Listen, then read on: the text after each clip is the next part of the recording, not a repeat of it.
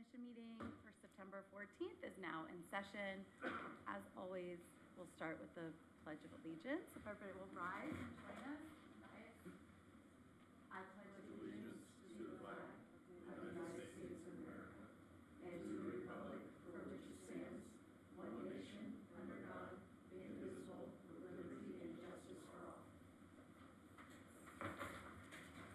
And I'll take roll call. Commissioner Newman, She is here. Commissioner Inga, He's here too. Commissioner Magai is absent, and so is Vice Chair Heschler and Chair Keldorf. Here. We have quorum. Thank you. Now is the time for public communications. Anybody wishing to come and address the dais, now is your time. We do have public hearings on the agenda, so those will be open to public comment at that time. Okay.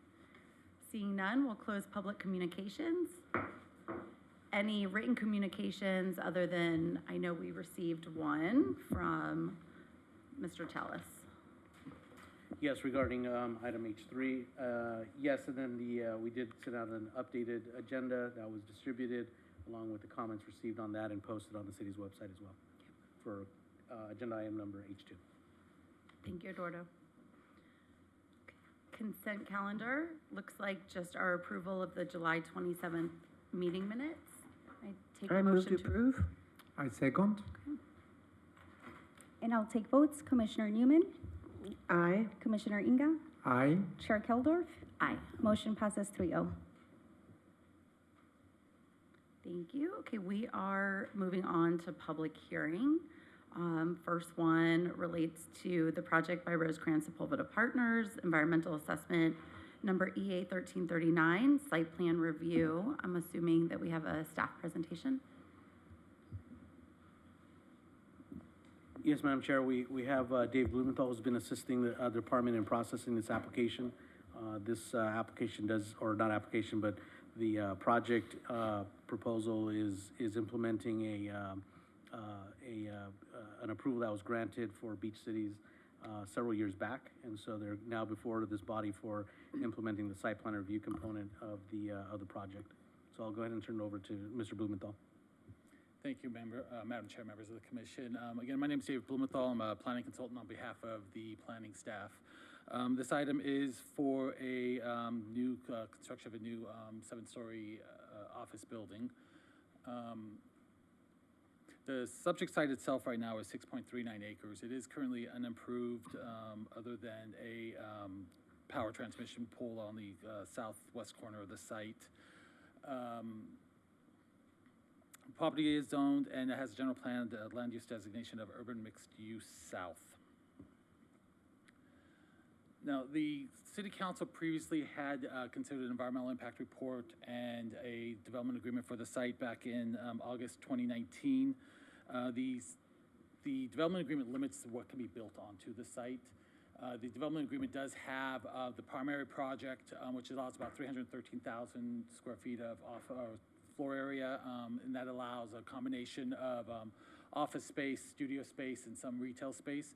And then it did provide for 3 alternative projects that range down to 210,000 square feet of floor area. The project that's before you tonight is consistent with the primary project. It also would be consistent with alternative number 3. The difference between the two is alternative 3 is strictly office use only. And does not have any of the studio production or the retail space available to it. As the site is developed in the future and the phase 2 of the project comes in, the applicant will ultimately have to decide which option they will proceed under.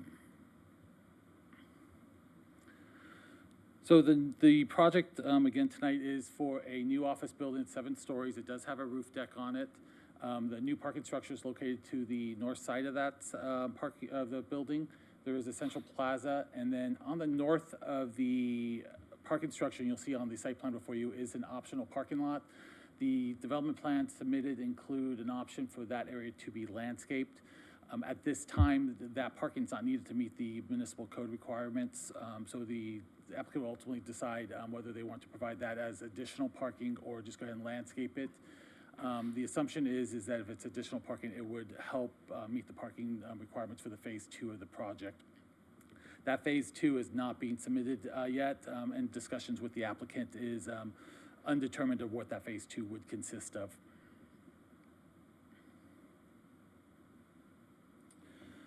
So the project itself is, as I said, is a 7-story building. It fronts Rosecrans. It's approximately 182,000 square feet of floor area. It is 128 feet tall, and the building itself has a contemporary design with a lot of the use of glazed facades, exposed concrete, and exterior terraces on all the floor levels. Additionally, as I noted previously, there is the rooftop deck. This does have seating areas and landscaping and amenities that will benefit the office tenants to use this area, such as like fire pits out there, and then there's also restrooms and some storage areas on the roof deck. Staff's recommended conditions tonight do state that the deck cannot be used for any type of banquet facility or events unless they do obtain the special permits through the city, with the exception of if it is like a corporate party. So if it's a tenant of the building using the deck for like a corporate party, that would be allowed. But if it's someone wanting to come in and rent it, they would need to come back to the city for approval for that.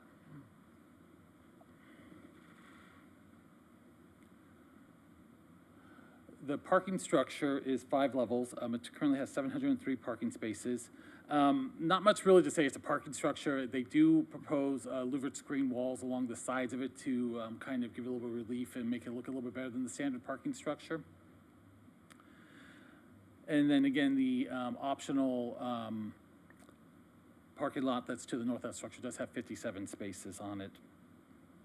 Between the two buildings is another plaza that will be used for the tenants.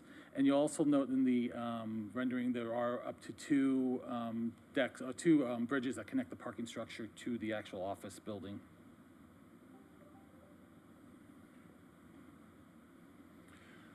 Now, the project complies with all the requirements of the municipal code, along with the restrictions within the development agreement and the provisions of the environmental impact report that have been adopted, with exception to the front driveway. This is facing Rosecrans Avenue.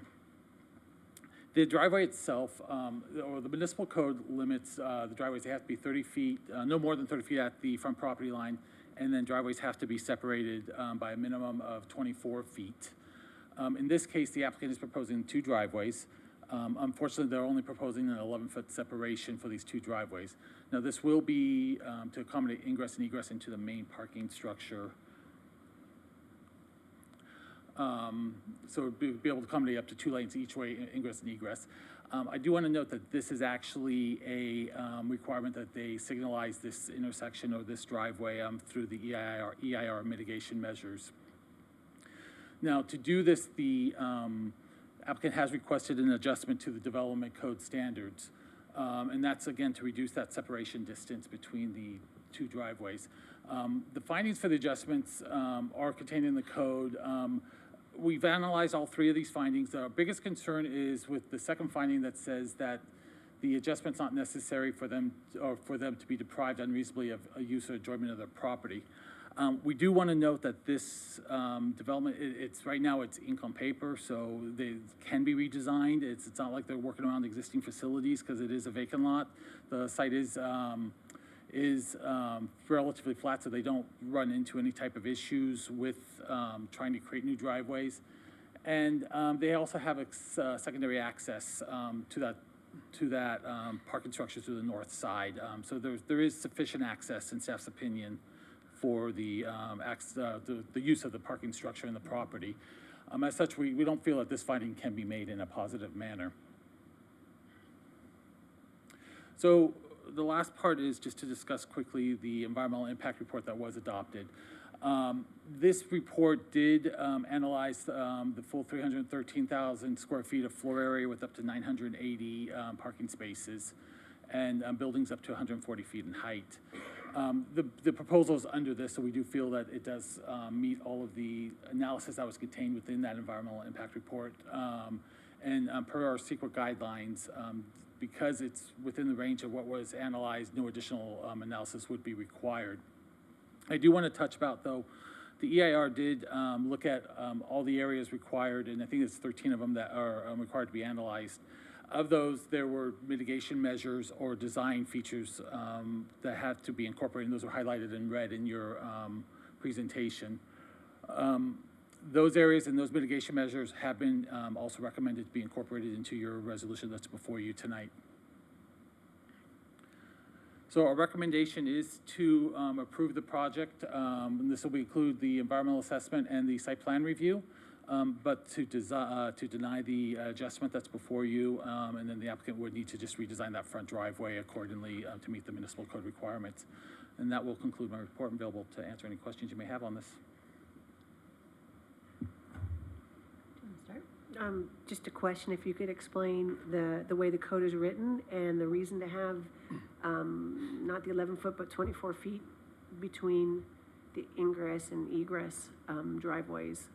What is the purpose of that, rather than 11 feet? It serves to provide a safety feature for pedestrians, so that. And how does the code, how does the city get to a number like that? Like, why not 15 or 20? Do we know that?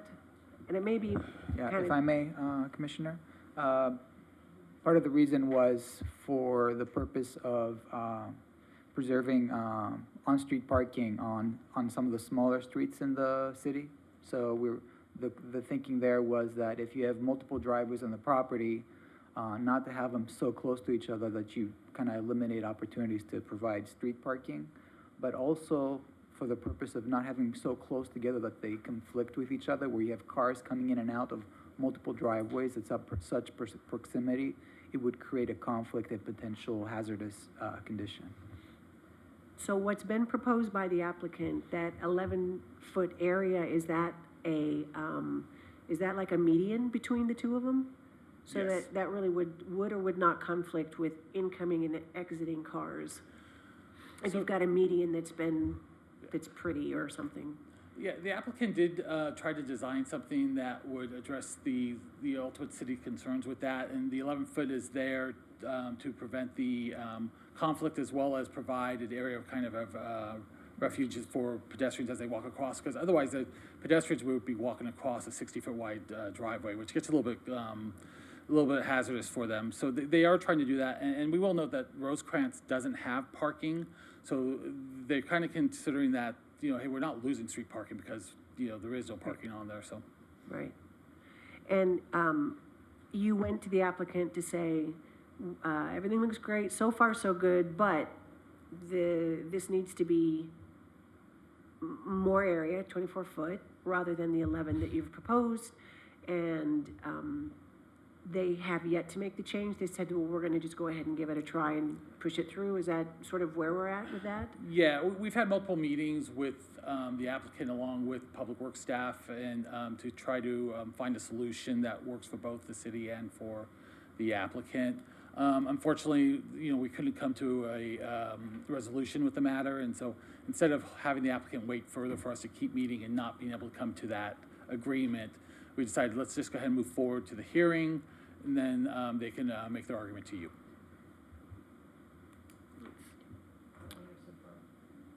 The other buildings on Rosecrans, how tall are they? Are they also like a 6, 7 floors? I don't have that information. Just, They vary. I don't know if there's a 7-story building nearby, but there's buildings with multiple stories, 4 or 5 stories. 4 or 5. Yeah.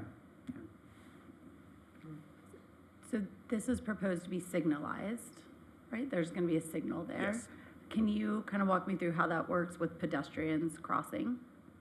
Trying to visualize where the signal is and then how that impacts somebody going across 4 lanes. So the mitigation measures to put a signal at the driveway.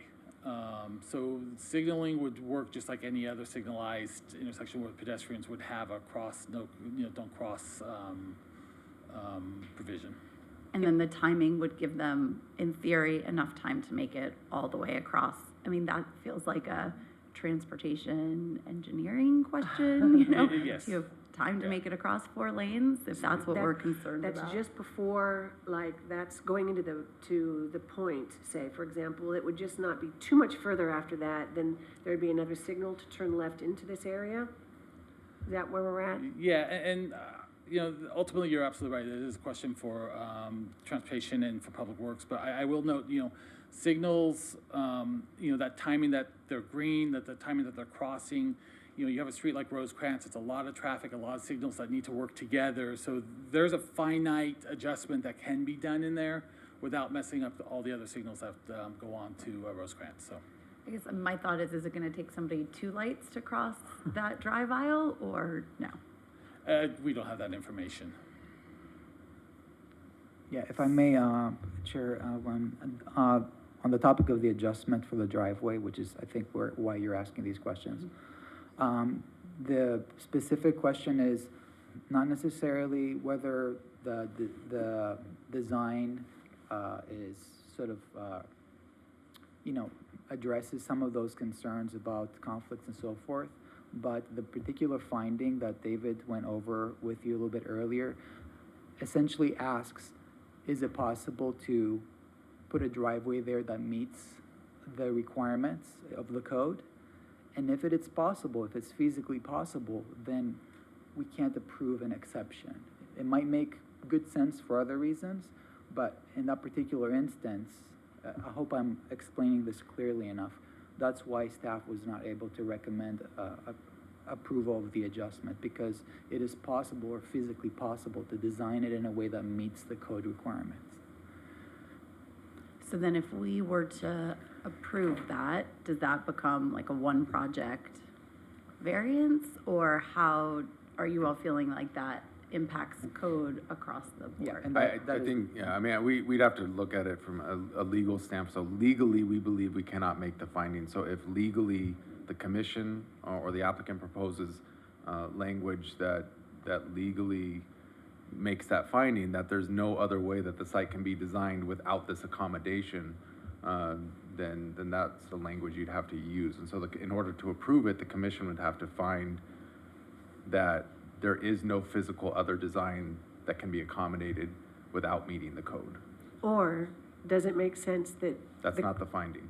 That The is not finding a is finding, that- agreed. Right. However, it is, if it doesn't make sense, then, you know, why would this body then, or even the planning department, not want to take a look at, a deeper dive into why does it have to be 24 feet? Even though, yes, that's what it says here on paper, but does it really make sense? Well, Is that would require a code amendment. Of course. So we could course. certainly ask the applicant. I feel if- like if- Scott Nickel right now, you know? If they, I just really do. we could certainly Words ask I the never applicant thought I'd if they hear you want say. to amend the code. We didn't look at it from that perspective because that's not what's being asked of us. Appreciated We that, are but- being asked to analyze or assess this project against what today's code is. It was not asked But if for code staff. doesn't make sense, is all I'm saying. I can't Mr. say Allen. whether it does or does I not at agree. this moment, because we haven't been asked to look at it from that way. Gotcha. So Yeah. if there's a desire to do so, then we could continue this and sit down with the applicant and explore a code amendment and whether there's appetite to explore a code amendment. I It appreciate could be that. easier just to redesign it.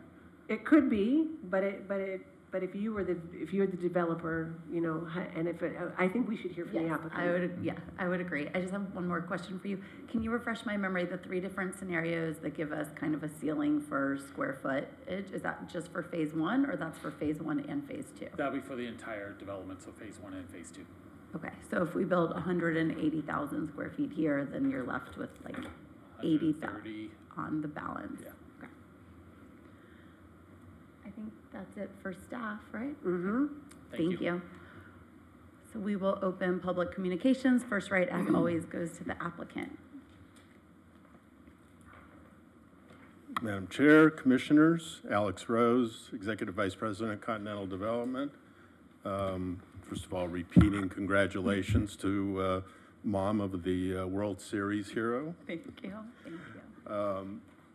Thank you very much for allowing us to present what will be El Segundo's newest and finest commercial Class A office building. I'm here on behalf of our partners, Boston Properties, as well as Mar Ventures and our design and construction team, Gensler and Hathaway Dinwiddie. First of all, I want to also thank staff for a lot of back and forth work that we have done with David and Eduardo and the planning, Paul and the planning staff, as well as other departments in the city. And note that they were extremely collaborative, notwithstanding the last discussion, which I'll address in a second.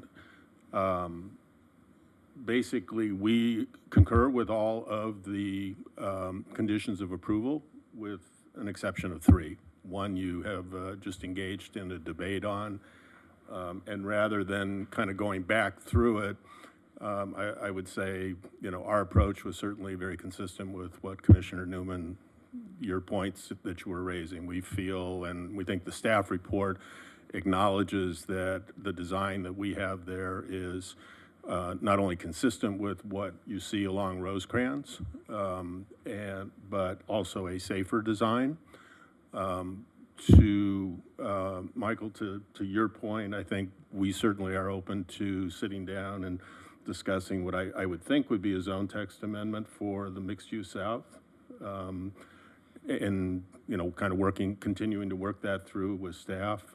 Because our direction to the design team from the beginning was not only driven directly by the chief traffic engineer, also known as Richard Lundquist, but improvements that are very consistent with what we see on Rosecrans, and both in terms of traffic flow, ingress and egress out of our properties and other properties. So I think we would request, relative to the adjustment, that we have some language in there in your approvals directing staff and the applicant to work together to figure out what that appropriate ZTA would be. Second one is more a matter of timing. This is condition MMK1 regarding the Transportation Demand Management Program. And we endorse, acknowledge, agree with all of not only the necessity of having that plan, but all of the city requirements that are in it. The one change that we would request would be a deferral to when you issue the first tenant improvement permit, rather than permit on the building itself. And the reason for that is that the leasing of the building will dictate how that plan plays out. For example, if we were to lease the building to 1 or 2 tenants rather than multiple ones like some of our other buildings, some of those features would actually be designed into and be a part of the deal with the tenant. So while we could certainly throw out a template TDM plan, especially when it comes to things like showers and lockers, which you have to do a tremendous amount of design and engineering work on in order to get it to a permittable status with the city, we would ask that we defer that, have that as a first TI submittal. That way, if it happens to be the first TI that comes in is a 5,000 square foot tenant, I know I got to build the whole stuff for the whole building. Whereas if it's like I said, 1 or 2 anchor tenants, then we're factoring it into our build out for them. So again, not objecting to the requirement, just the timing. I'm sorry, can you say again, the requirement currently is on condition of occupancy? Let me see. I don't think it's on occupancy. I thought it was on. Sorry, I think it's on was looking for it when you said what it. MMK1. Yeah, but where does it say the timing of it? So my read was, I think you had to back up to a couple of pages to see when those had to be submitted, but my read was that you were requiring that as a condition of issuance of permit. Of issuance of permit. Which would be a problem for us. Okay. Is that staff? Paul, am I correct? Is that the intention? I have to find the language in the. Yeah, while Paul's looking for it, I mean, I don't think it's a problem if it's based on occupancy or first TI. So if, whatever we find the language, we can certainly make that clarification. Thank you. And then the other one that we would ask for some adjustment to was number 13. And this deals with the fact that the project is phased. And while we have some conceptual idea of what we would do on that west property, given the way the market works and the office works, and frankly, the way this particular office market works, where you really, you don't know who your tenants are going to be until you build a building. The partner ownership has decided to defer on that second building, and what we would propose to do is what Continental has done across Rosecrans every time we've had vacant property, which is we would fence it off, screen it, temporary landscape on the perimeter. The property, it is, as David pointed out, already entitled, so the only thing that we would have to come back to Planning Commission on is a similar site plan approval process, similar to this. And as I said, we have no intention to leave that property simply sitting there vacant, unfenced. That's a safety issue, it's an aesthetic issue. But what we would ask is that, again, that be deferred until we're completed on the other building. That's when we would put up that fence. In the meantime, we'd be using it for staging for construction and things like that. But to put in permanent landscaping and to have to do entitlements when we have no idea what we're doing over there, it's just another mismatch of timing in our view. Other than that, ownership, design team is here to answer any questions you have, and we appreciate city's consideration of the project and look forward to building it and inviting everybody to a ribbon cutting sometime. I think I read that the applicant may obtain approval. Doesn't mean that they are obligated or required to, as I read it. Well, the may is in lieu of submitting for phase 2. So in lieu of phase 2, they may do the landscaping. So it's either or. Right. Okay. The only difference is the fencing, I think. You were planning on landscaping anyway, but the point I believe is being made is the fencing for security, and I mean, maybe you can expand on why. Yeah, I mean, I forget the exact amount of space in there. It's probably an acre and a half, 2 acres or so. There's going to be no access to that space. There's going to be no visual into it other than from, an upper floor. So our intention would not be to landscape inside the perimeter, but it would be to create a secure perimeter, landscape that perimeter, very similar to the condition of the entire property that you see today when you drive by Rosecrans. Other thing I forgot to note, there was a question about building heights. It's anything from 1 story to 6 stories right now. And that includes not only what we own, but what everybody else between PCH and aviation has So developed. 7 stories would be the tallest. 7 stories would be the tallest, although it's pretty comparable in total height to the building, not our 3-story building, but the one that's across the street with Eddie V's and Fogo and at the plaza. So it'd be very comparable to that.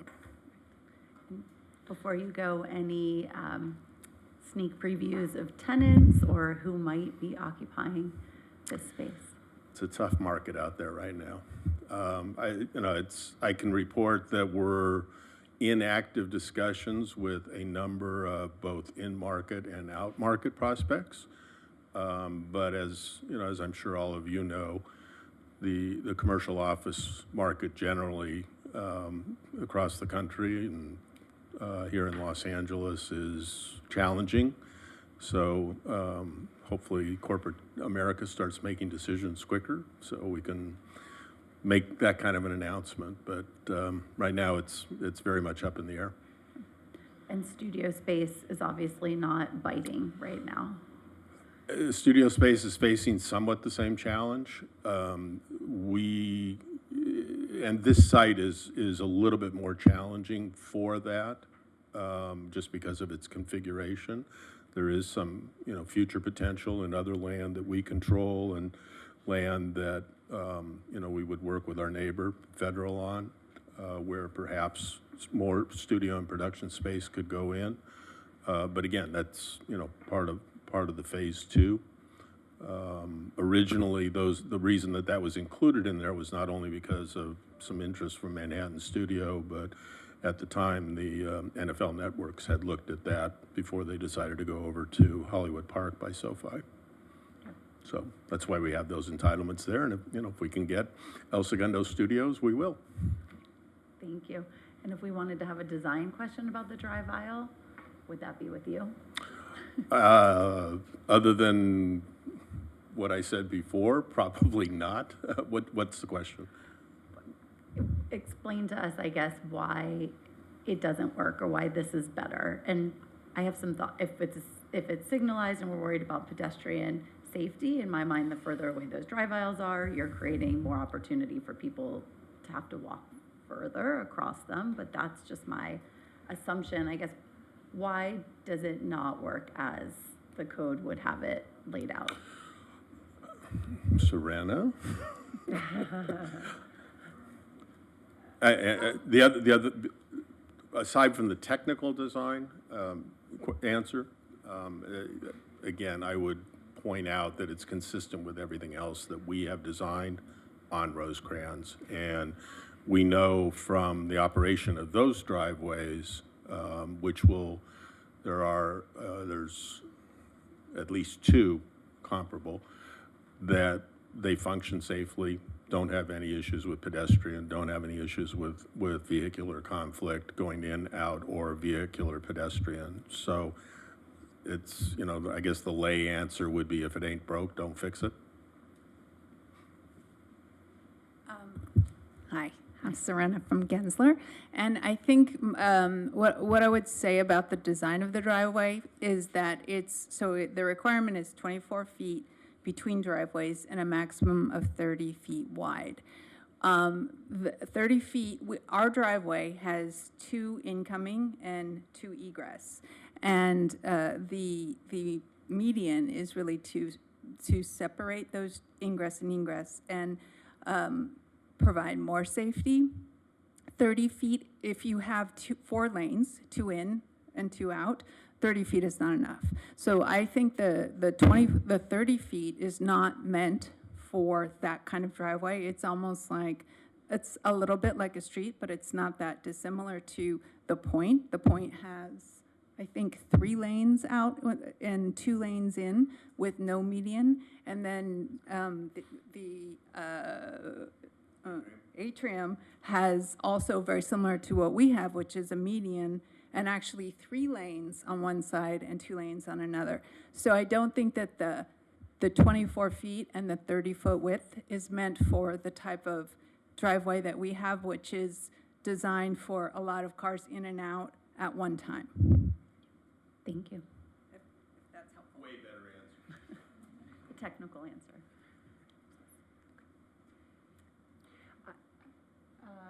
Well, we're still public comments open. Anybody else wishing to come on up? Okay, then we will close the public comment period, right? And all conversation will come up from the 3 of us. And we don't have anybody from the city attorney's office here today either. We have Greg Kovacevic on the phone. Hi. Okay, good. Can tell us what we are legally allowed to approve tonight. Right. I had another quick question about this very thing with staff about where else has this been implemented? I mean, yes, it would be very easy. I know that these developers do a lot. This is the first time that they've encountered that? That's a question for me, if it's the first time. If I may, this particular code provision has been in the code since 2011. So projects that came in before that were subject to different standards. Can't recall exactly what those standards were right now, but since 2011. So we've been implementing these provisions since 2011. And we have a different zoning here than we do then the other projects that were referenced, like the Point and Atrium? I'm not familiar with when exactly those projects, well, the atrium was developed a long time ago. 1998. And the Point was, the development occurred, I think, around the time we were amending the code, or shortly thereafter, around 2013 or so, if I remember correctly. Do we have an example of where this has been implemented? Every time we have a new building, Where- we, like we where? implement these standards. So whenever somebody builds a new building, Specifically, they- this one though, Paul, is just I'm asking. Like where, if we went up and down Rosecrans Corridor or Sepulveda or wherever where has this exact situation been implemented? Do we know that? this situation, meaning two driveways with a median in between. That's 24 feet wide, yes. I don't recall a single case where there's a driveway with a 24 median in between. Right. Because typically driveways onto a property will probably be 50, 100 feet away from each other, because one would be perhaps an entry driveway, another an exit driveway on one end of the site and then on the other. So Yeah. this is created because we have 2 lanes each way. That's right. Yeah. So this is kind of a peculiar, unique situation. Yeah.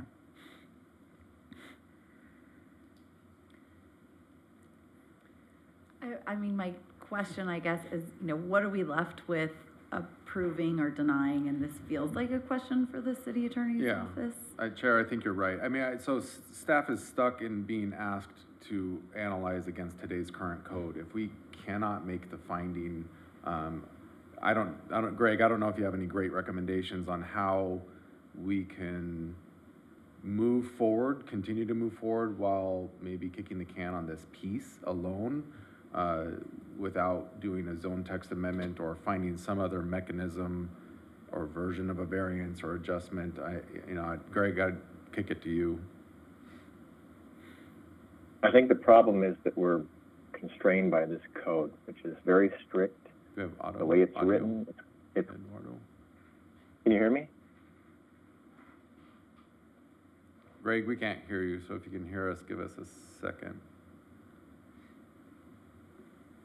Can you hear me now? While we're waiting for him, the timing of something like a zone text amendment, is that the limiting factor? Can you hear me? I would imagine? Yeah, if we were gonna pursue a zone text amendment, that would be, the timing of that would be challenging depending on what the timing of the project is. This is Greg, can you hear me? Then, yeah, let's see what the city attorney says, and then short of that, if you did deny that, what would the applicant accept moving forward with the project with those changes, the way the code is written, would be?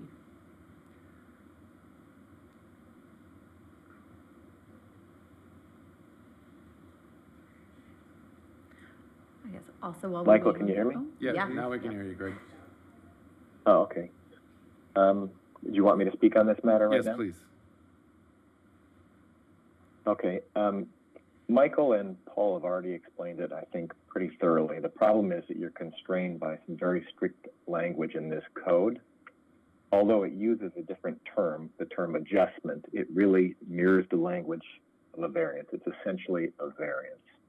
And the problem is that by its terms, it only applies if, in the absence of affording an adjustment, you would deprive the owner of reasonable use of the property. Clearly, that's not the case here.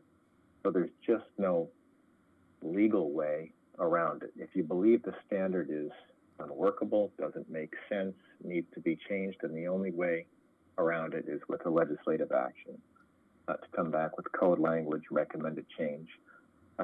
In the meantime, I've had this discussion with staff. If you had denied the request, the applicant come in with a different design on the driveway and still proceed with plan check. And if the code gets amended, by the time they get around to constructing that portion, they wouldn't need to make any change, and they wouldn't need to come back in for any change to the entitlement. If, for example, you said, as a condition of approval, the driveway must meet the requirements of 16.1 whatever the section is. If that section later changes to where their current design complies, they wouldn't need to do anything if that code amendment took effect later on. But in the meantime, is there a way to get there? I don't believe so. We're just too constrained by a very strict code at this point. So we're saying that the applicant needs to present their plans according to code, and that's the end of conversation, otherwise and then if the code could be changed or written, and however long that process, what is that process? A lot of work for you, I realize. A zone text amendment, well, the applicant would have to propose it, but the zone text amendment, so somebody would have to craft the language, and then any applicable CEQA, if any CEQA was required, any applicable CEQA analysis that would have to be done, maybe primarily focused on traffic safety, for egress and entering and exiting the driveway based on distance, high speed, low speed entrances, visibility, those types of issues that you might look at through CEQA. And then it would come before the commission and then council. And so in total, you're looking maybe 3 to 6 months for something like that if everybody's foot was on the gas. And the ballpark expense of something like that? I couldn't guess. And that expense is borne by the If the it was group proposed by the requesting. applicant, it would be borne by the applicant, yeah. And if it's proposed by us on the dais? We by planning pay for commission? it. Does that go to, is that something that city council has to also? Yeah, I mean, if the commission wanted us to go in that direction, then we would prepare a very brief, discussion item with council to get direction to pursue something like that. It's not something we budgeted for. It requires, a budget allocation, because we don't have some sort, we don't have a funding source to pursue that. Staff couldn't take it on by ourselves. We'd have to hire consultants. I'm just curious that we have this written and it's never once been used or implemented. Well, it's not that it hasn't been used, it's that everybody else has complied with it. As Paul explained, the alternatives, they provided driveways that were Wider. significant distance apart, Yeah, and they complied with it, or they had a single driveway, maybe 1 or 3 lanes, and they didn't have to have the median. I thought the applicant suggested that he had, that along the corridor, that there were other examples that worked for them. There's 2 driveways, and Paul mentioned the dates. One was, I think, 2006, it was in the 80s. 98, sorry. So it was 90s. before the The other one 2011 was code shortly, change. the other was shortly after the code change, which may be, and I'm only Could have been guessing, grandfathered could have been in, yes. grandfathered, could have invested in, yeah. Hmm.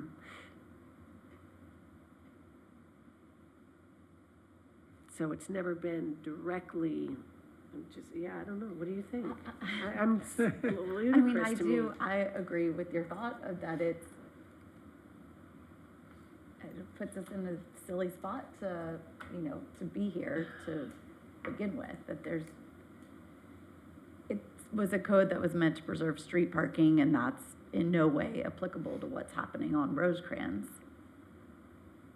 Yeah, that was one of the reasons for initially putting that language in the code for helping preserve street parking, but some of the other reasons included what I mentioned earlier, conflicts between cars coming in and out of driveways that are very close, and then also pedestrian safety, because the wider the driveways, the more the curb cuts, and then the more sort of hazardous it may be for pedestrians to, go across. Which I understand if you're talking about multiple projects or multiple drive aisles, but this is a signalized, crossway and in and out for one project. Mm-hmm.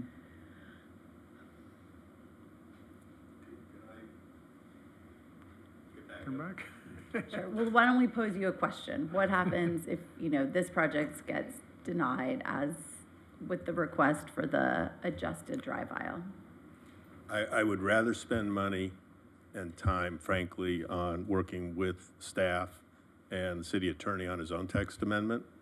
And what we would ask for in exchange would be that, as staff knows, the project is fully designed. Fully designed, completed. I believe plan check is virtually done.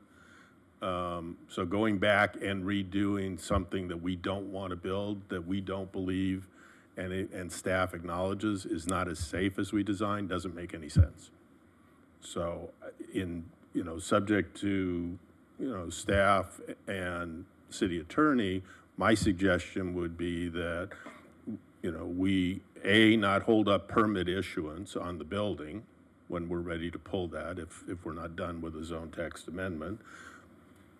Can certainly hold up certificate of occupancy on the building if we don't have a compliant driveway by the time we're finished with the building. And in the meantime, I'm fairly confident that not only will we be able to reach consensus on language that fits the circumstances and our design, but that based on, consultant assessment of safety and operational considerations and everything else, we will get eventually to the place that where Michael said, which is it's compliant. That's how I would get out of the conundrum. And I certainly we understand and respect that the code binds your hands at the moment. I would hope that is I don't like spending money on zone text amendments, but frankly, the mixed use south was set up because it is different than other commercial areas in the city, and that's why we have gone through with staff a number of zone text amendments over the years. In fact, we're working on one right now regarding fencing and those kinds of things where. So, I'm sorry to interrupt, but if Sure. if it were denied as recommended, then you'd be willing to set forth the application to go through with the city to bear the cost of that in order to change it or to create zone text? We're more than willing to take that risk versus building something that we don't feel is Okay. safe. I mean, it just, that, we're not gonna build something that's not safe, and what has been, what the code requires, which, as everybody acknowledged, is not really applicable to Rosecrans, is not safe on Rosecrans. We're not gonna do that. So, yeah, if that's our only option is to work with staff, again, the only thing we're asking is that when the rest of the site and the building is ready to go, that permit issues, it can issue conditionally, with a clear statement that there'll be no certificate of occupancy that will be issued until there is a compliant driveway. And then, I'm confident, although obviously I can't guarantee what, the commission will say or what the council will say on a zone text amendment, but I'm pretty darn confident that ultimately we will get it to match up with the design that we've got there.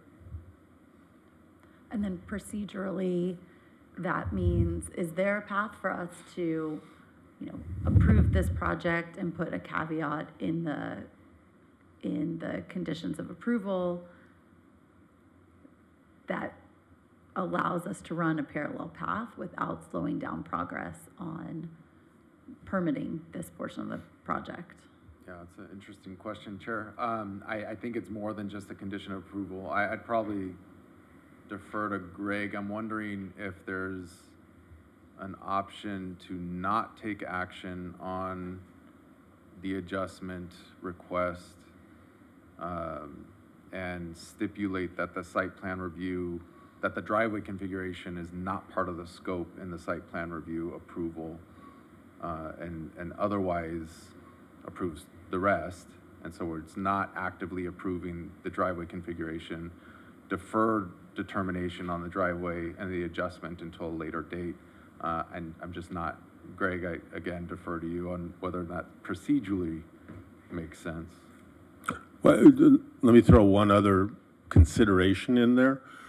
If I recall the language in the underlying entitlements relative to the signalization, we need to work with City of El Segundo, City of Manhattan Beach, adjacent property owners on the design of all that signalization anyway.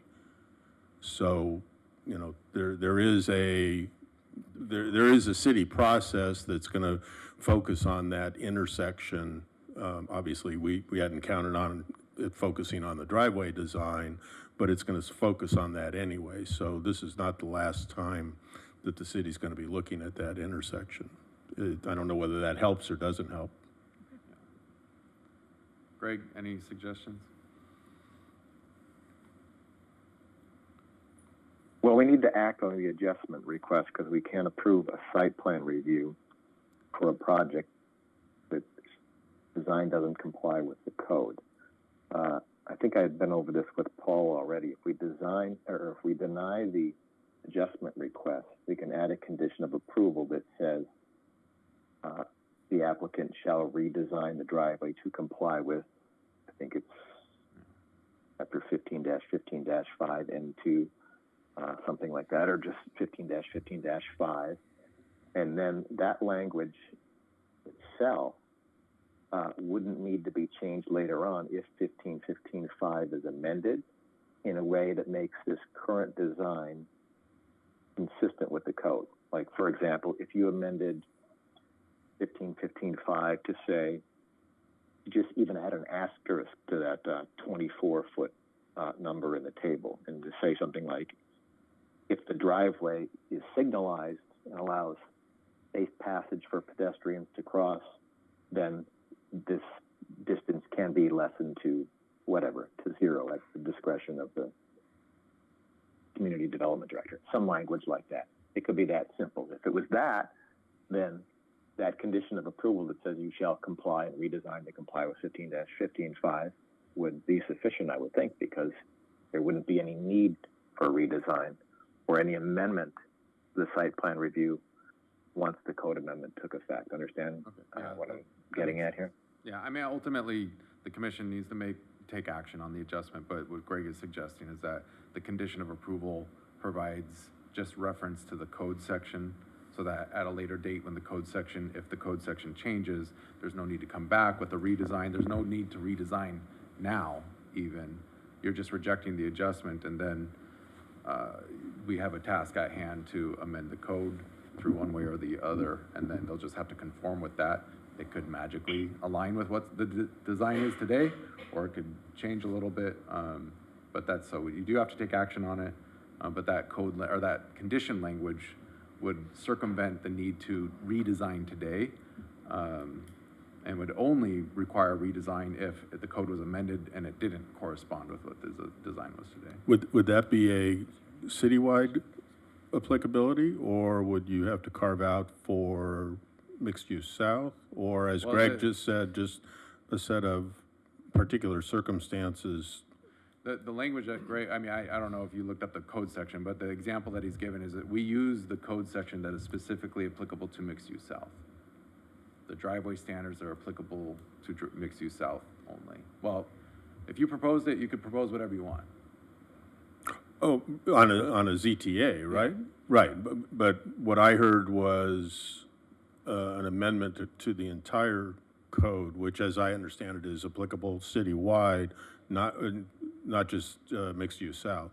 We'd have to look at it, and then, of course, if you amended it, we'd make sure that we're doing what we want it to apply to mixed-use south, or right. You would like it to. Right. Say we, but you would like it to apply to mixed-use south, I imagine, and so. So if there had to be a carve-out, there had to be a carve. That's right. Okay. Yeah. Okay, and then, what, I guess, then obviously their next step is to ask for the code amendment and put those wheels into motion.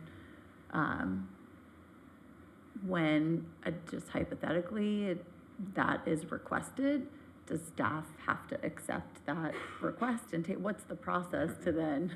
Yeah, I mean, once you apply, we can't necessarily just ignore it. There are shot clocks and there's timing that we have to comply with due to the Streamlining Act or state streamlining requirements. And so it's not, I mean, we're not talking about complicated language. Mm-hmm. And so you're looking at somewhere between 3 to 6 months, depending on how quickly we can mobilize and assemble some quick staffing or consultants to put that together. And we're, it's not desirable, but I think that's an acceptable solution as long as the city doesn't hold up issuance of the balance of the permit.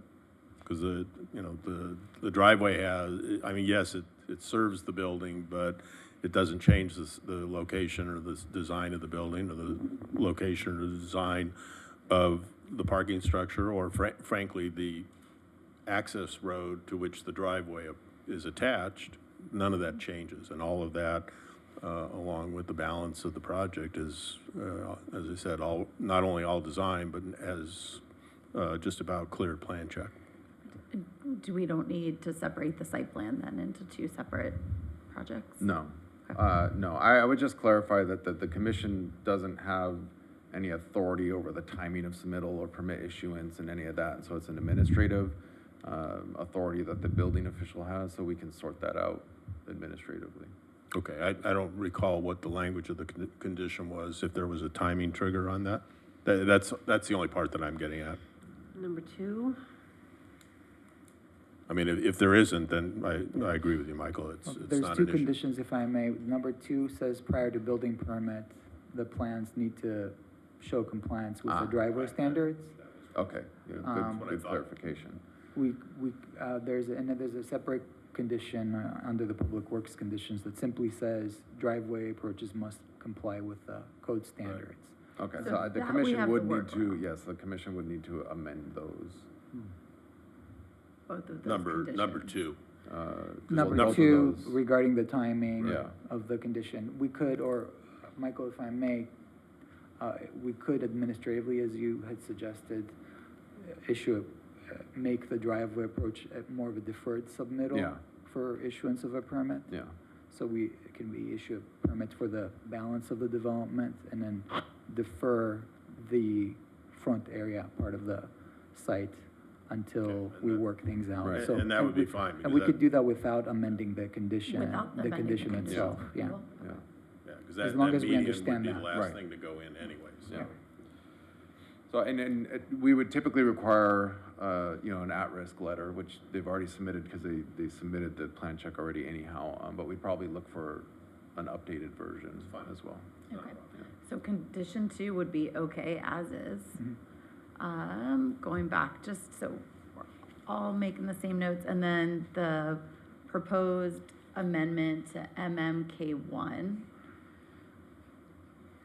Yeah, if I may, that is a mitigation measure regarding putting together a transportation demand management plan and also incorporating certain amenities on site. The condition of the mitigation measure does not have a specific timing on it, so we can accommodate what the applicant has suggested with regard to prior to occupancy, incorporating some of those amenities on I the think it's plans. prior to a TI, plan, right, a tenant improvement plan being submitted. That would be our answer. And do we need to add that language then to the condition of approval? The condition does not specify one way or the other, so we can accommodate that Okay. timing, yeah. So no changes needed? Yeah. Change there, and then the number 13, correct? So do we need a little more conversation about that? I'm okay with the landscaped perimeter of a Yeah. fence versus landscaping the entirety of the Phase 2 site area. Yeah, Consensus? and again, yeah, is that something that, So we'll need to adjust that language, right? So that it's, in lieu of submitting Phase 2, the applicant may obtain approval from the director to permanently landscape the exterior? exterior of a fenced Phase 2 site area? Yeah, if I may, it would be helpful to be specific so that we can approve the resolution with that one amendment. So we would recommend referring to the required setback areas. So the front and side setbacks, or the front setback, which is a 30-foot setback requirement, and then that's the main area that faces the right-of-way. So if we refer to the front setback area, the required setback area, as being landscaped. Landscaped. And do we need to make note that it will be fenced? I mean, I know it's gonna be fenced, but do we need to make that a condition of approval? I think it's a good idea Yeah. to make it part of the approval, because in the unlikely event that a fence is not put up, it'd be odd to have this 30-foot wide landscaping and all of a sudden the rest of it is Okay. not.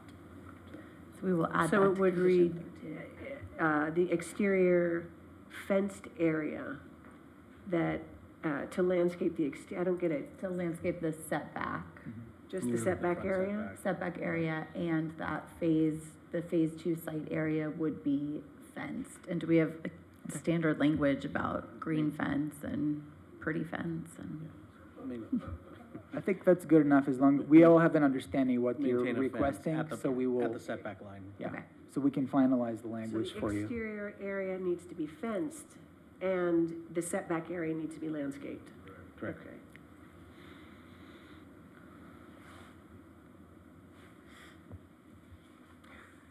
And so the motion then would be to approve the site plan, deny the adjustment, and add additional language For MMK1, for MM For condition number 13. 13, MMK1's okay It's as okay. it is.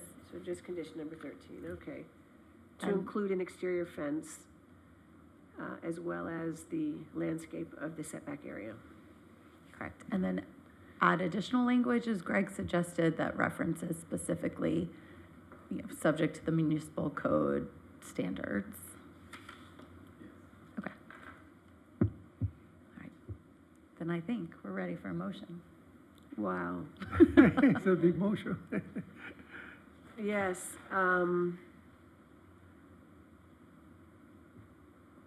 I will give it a go. To adopt resolution number 2944, approving environmental assessment EA number 1339 site plan review number 23-1 and denying adjustment number 23-1 to allow the construction of a new 7-story office building and 5-level parking structure at 2031 Rosecrans Avenue, including a language change in condition of approval number 13 to include an exterior fence and landscape the setback area. And do we need to add language to the, If you wanted to add the additional changes as read into the record by staff and the city attorney, I think we can rely on the minutes. okay. Because Greg had additional language about how we're gonna, And to add the additional language as recommended by our city attorney. I second. And we'll take votes. Commissioner Newman, Aye. Commissioner Inga, Aye. and Chair Keldorf. aye. Motion passes 3-0. Thank you, thank you. Thank you to staff for your patience with us. Good job, guys. Let's talk about something easy, like the Smoky Hollow specific plan. Yeah, right. Michelle. You know, never in my life have I had ever sat up here where there's been a legal request to deny. So that's very new. All right. Okay, so are we ready to move on to item number 3, the Smoky Hollow specific plan update? Staff presentation. These are tag sheets. Thank you, Chair. I'm going to go ahead and turn this over to Paul Samaras, who will take the lead on the presentation. As you know, this is kind of not a long time coming, but it is something that we have been tracking over the past several years since adoption of the original Smoky Hollow specific plan. You'll see in here things that to address some of the issues that have come up since implementation of this specific plan, as well as addressing some of the issues that were raised by the commission. You won't see a whole lot of housing, but that's going to be done under a separate timeline. So I'll just put that out there. I know Paul was going to cover that a little bit, but I just want to put that out there. Your requests are not being ignored. I just want to rest assured that it's not. It's just that it's going to be part of a larger effort, especially with trying to make sense of how we're going to end up, how that may be beneficial to our housing element and how we implement that as well. So you won't see a whole lot of, in terms of that, but I just wanted to let you rest assured that we are going to be, pursuing that just on a separate track. So with that, I'm going to go ahead and hand that over to Paul. Okay, Chairperson Kilder, fellow commissioners, the update before you is an update to the Smoky Hollow specific plan. It's not a comprehensive update, but it does touch on several sections and topics.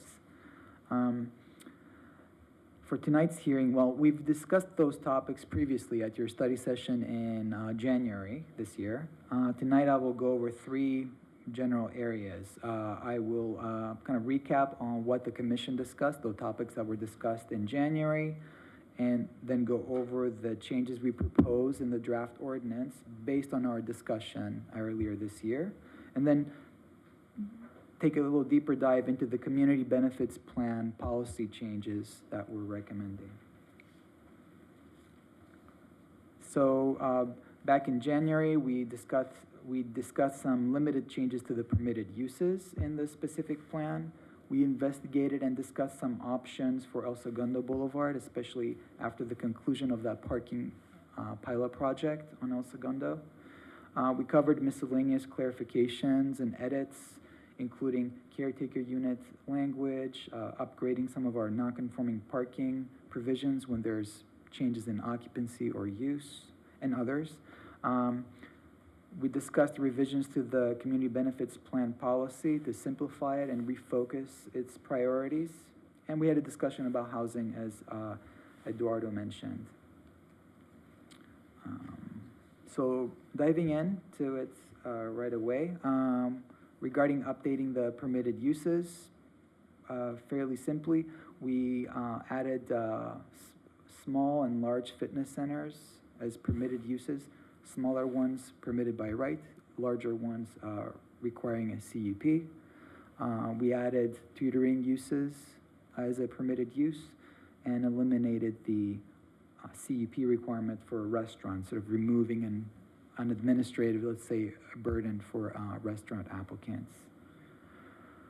On the clarifications and miscellaneous edits, we're changing the language regarding outdoor dining parking exemptions to match the downtown and the rest of the municipal code language. We are clarifying that only one caretaker unit would be allowed per building in the Smoky Hollow.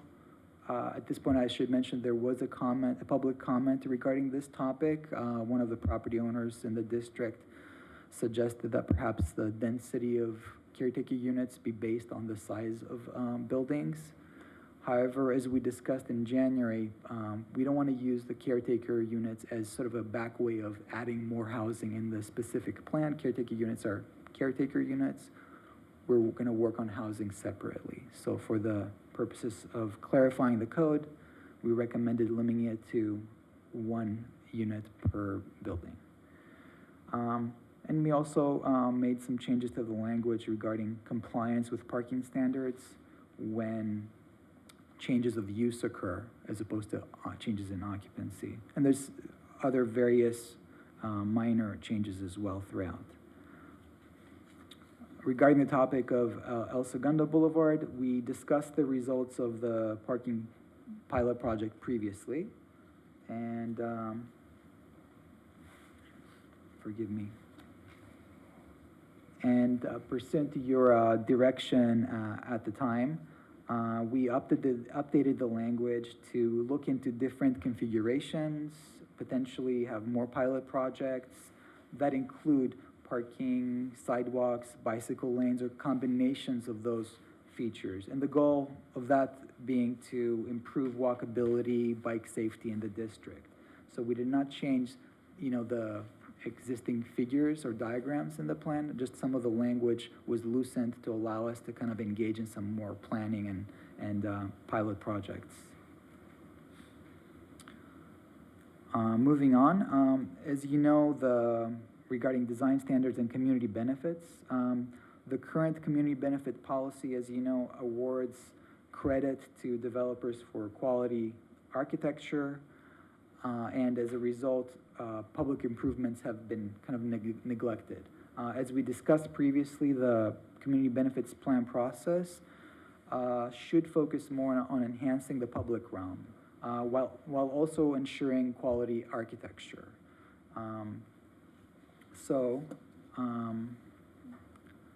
One of the things that we've done to ensure quality architecture is to require compliance with some design standards. So we've made some changes where we've converted design guidelines that are voluntary today for most projects into design standards. So there's a new section in the specific plan, and I'm showing you kind of a screenshot of it, that has new design standards. Most of them are design guidelines that are converted into standards, into requirements. So all projects, regardless of size, whether they go through the community benefit plan process or not, have to comply with at least a minimum of standards with regard to design. Again, this is different from the design guidelines, which are voluntary for projects that are code compliant.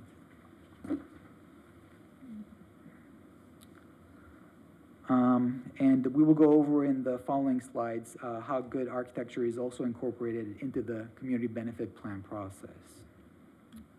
So,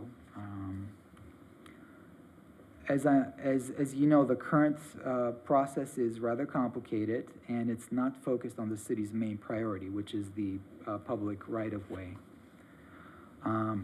If you recall, the existing process involves this worksheet that you see on the screen, and on the first page, this worksheet tracks of compliance with design guidelines, and then on the second sheet, it assigns them a community benefit value in terms of dollars, and then through a set of sort of complicated math formulas.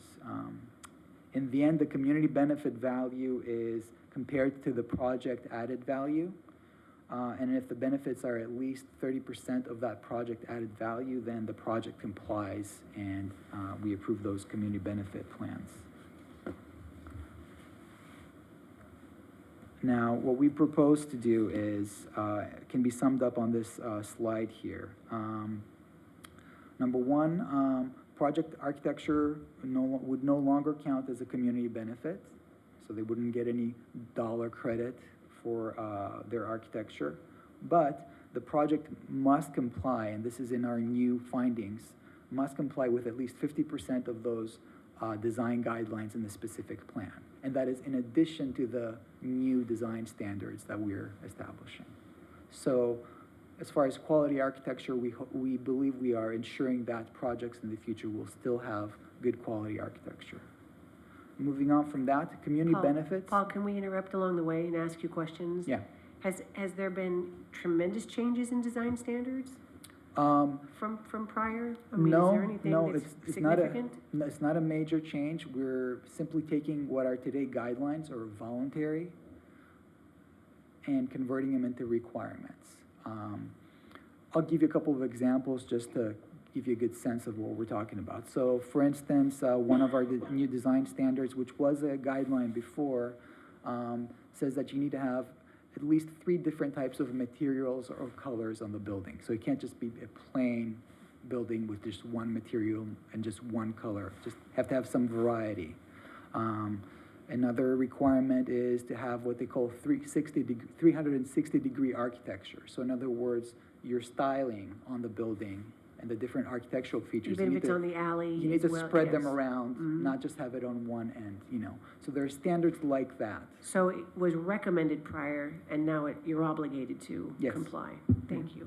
Yeah. Well, you got credit for doing it before. Now it's the baseline. Yes. The second point is that community benefits now are specifically defined as public realm improvements that are identified in the specific plan, chapters 3 and 5. So we're addressing that particular issue. And some of the examples are improved pedestrian or bicycle facilities, street furniture, street landscaping, parklets, crosswalks, those types of improvements. Number 3, the benefits, meaning those public improvements, still must bear a relationship to the added project value. So, and then right after that, that required benefit value must be at least 20% of the added project value. So that's a kind of a quick summary of what we're proposing in the new policy for community benefit plans. And the goal of this approach, again, is to make sure that public benefits truly benefit the public, just as we discussed in January. That completes our presentation on this. We'll be happy to take questions and elaborate on anything you desire. The last slide is our recommendation to adopt the two resolutions before you. One for recommending approval of the ordinance to the City Council, and the other is to recommend that the City Council approve the new or updated community benefit plan policy. A quick question about caretaker units, that's all. If you could just sort of elaborate on that. Remind me again, the size of caretaker unit is small, I remember that. 500 square feet. 500 square feet per building, just one is in theory allowed. That was according to what we recommend. What is staff's thought about, like, if we're looking for additional housing, why would we not encourage that? It's just a question, because I've always thought that we should have a more livable environment over there in the Smoky Hollow area. I mean, it's close to downtown. There's a lot of opportunity over there. And why are we not using that to help with our RENA numbers? We do want to work on that, and we are working on that. It's just that we don't believe that the caretaker units themselves would be the mechanism. We are trying to think of what all the different types of housing that we may want to see in the area. You'll look at things like live-work environments, Right. living up and working down, and those kinds of things. Yes, and then in addition, if I may, we didn't want to change the density for caretaker units and then add more housing as part of this effort, because the more we loosen that up, the more housing there will be. And then we have not done, proper environmental review for that type of change in the code. So it wasn't essentially in our scope at this time, but we do intend to do a more thorough review of the housing topic separately. So we don't disagree. So you want this to move forward, but yet there's still going to be something that we're going to continue to develop. That's right, specifically with regard to housing. Chair, Right, if I may. Sorry, go ahead. I just, if we recall, if we sort of go in the way back machine a little bit, in the beginning, we talked about housing a lot, and to Paul's point, we had elected to postpone a larger discussion about housing, mainly because this was originally presented as a cleanup effort, and we were trying to live under this administrative authority of spending without having to do a robust rewrite, kind of like the downtown specific plan, right? We were trying to avoid that effort for this purpose, because we're just doing a cleanup of the Smoky Hollow specific plan. But to Paul's point, and not only just tonight, but previous nights, it's extremely important that we talk about housing in Smoky Hollow, from live-work units to just additional housing units and density in general. We just think that it's a bigger effort, and we didn't want that bigger effort to hold up this process today. And the other point Paul was making, and I think that the crux of your question is, why not lean and rely on caretaker units to address some of the housing shortage? And really to also, again, to reiterate what Paul was explaining, it's just the nature of caretaker units is not the right mechanism to address housing. Caretaker units are not meant to address a housing issue. They're really meant to provide a service on that property, generally, single occupant, maybe double occupant, to provide site security, oversight of a property, maintenance, things like that. But the housing conversation is about families, mixed housing, unit types, resources, services, amenities, and that's a very different conversation than caretaker units. And so that's why we sort of bifurcated the conversation. I think there was the one comment about how caretaker unit is currently defined, right, as one per building, and there's a variation in building size. Is that something that could get swept up into the greater housing conversation, or something that we should address now and make that edit? We recommend considering that with the housing conversation, yes. Okay, And we'll take that into account. fair enough. Paul, you mentioned it earlier that at Smoky Hollow, the previous meeting was in January, I think. And in that meeting, you presented that the restaurant codes were going to mirror the downtown of El Segundo. However, we just went to a new downtown El Segundo after that. So are you going to update those codes to the new downtown Well, El Segundo? Or? yeah, the downtown specific plan has not been, the new one has not been adopted yet. We're still in that process of finalizing everything.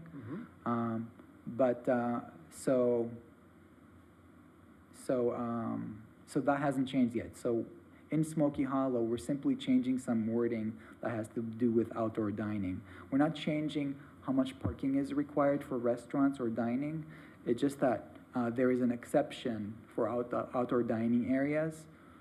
In the downtown and in the rest of the city, the first 200 square feet of outdoor dining area does not have to provide any parking. In Smoky Hollow, there's a similar exception, but it says, instead of 200 square feet, it says 12 seats. So we just thought it was,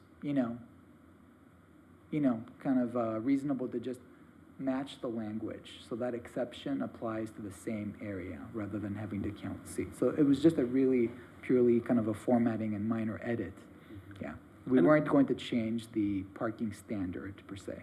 Right, and to add to what Paul has stated, as you can see, right now, it talks, if for Smoky Hollow, it talks about 12 seats, whereas other parts of the code and other specific plans talk about size of the area. So again, this is actually part of a larger effort to make things consistent across the city.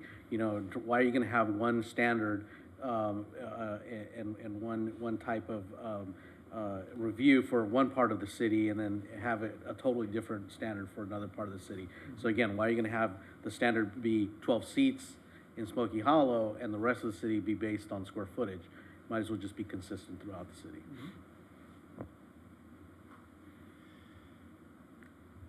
Have any more questions for staff? Technically, we need to open up public comment. If there's anyone wanting to address the Smoky Hollow specific plan update, now's your time.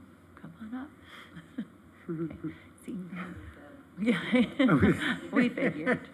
You look familiar. No. We will close public comment and have a conversation up here. So this is really just an approval of the Smoky Hollow specific plan update, and then assuming we approve this, it goes to City Council in their next meeting, in October. Okay. Yep, I think it's great. I like the adjustments to the community benefit program specifically. I would love to see some more public improvements come out of that. So I think that's a great adjustment. I'm excited to see, obviously, the housing conversation that's forthcoming. I agree. Yeah. And I like the subtle little changes that you made. It makes good sense. It is a very confusing application in order to create public benefits, but I think that you guys are very good about helping developers. This is probably right up their alley anyway. It's not that complicated. It's just, when I look at it, it's like, wow. But I do like, so you've taken the 30%, reduced it to 20, and have sort of made it an obligation that they have to have good-looking buildings, and I don't think there's anything better than that. Great. Okay, I With will that? take a motion to approve. I present a motion to adopt Resolution 2940, recommending City Council approve an amendment to Smoky Hollow specific plan, updating permitted uses, developing standards and design guidelines, simplifying the community benefit plan process, and clarifying various specific provisions, and adopt Resolution 2942, recommending City Council approve an amendment to the community benefit plan policy.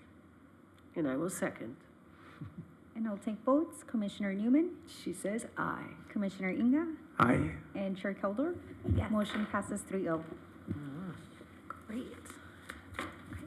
Moving on to new business, I might propose that we postpone this until our next meeting, because we're appointing 2 planning commissioners and 2 of the 5 of us are missing, one of whom I know I would recommend strongly for this role, so, and he's not here to say yes. Well, since he's not here, He's got the job. So can we Okay. wait until they're back next meeting, hopefully? Is that good with everybody? That's Yeah. good. Okay, perfect. Then we'll move on to a report from our Community Development Director. Nothing from me tonight, Chair. City Attorney's Office, do we still have Greg? Nothing from me tonight as well. Thank you. Planning Commissioner comments. I just have to chime in that Michelle Keldorf, we're very proud of you, your family, and your boy Lucas, and what the team did makes El Segundo really, really proud. Thank Really you. exciting moments. Thank you. Congratulations. Agree. Congratulations, agree. Thank you very much. I'll get choked up, but yeah, I appreciate it. We feel the love, and the community's been amazing, but I also have seen lots of staff members out during times that they might not normally. So I saw you at the parade on Sunday. Thank you for being there. I know it's awesome for the community, but it's also a huge effort by police and fire and staff. Our Parks and Rec was, they've been working like straight for a week to try to pull this off. So very much appreciated. Thank you. I also want to add thank you to Ron Swanson for what he does on 9/11 for the city employees, the fire, and the police departments. And he will throw in a few extras like some neighbors to enjoy the In-N-Out Burger and to never forget the 9/11. And thank you, Ron Swanson and family. Agreed. That's it for me. All right, with that, we will adjourn. Thanks so much. Thank you, Greg. Thank you.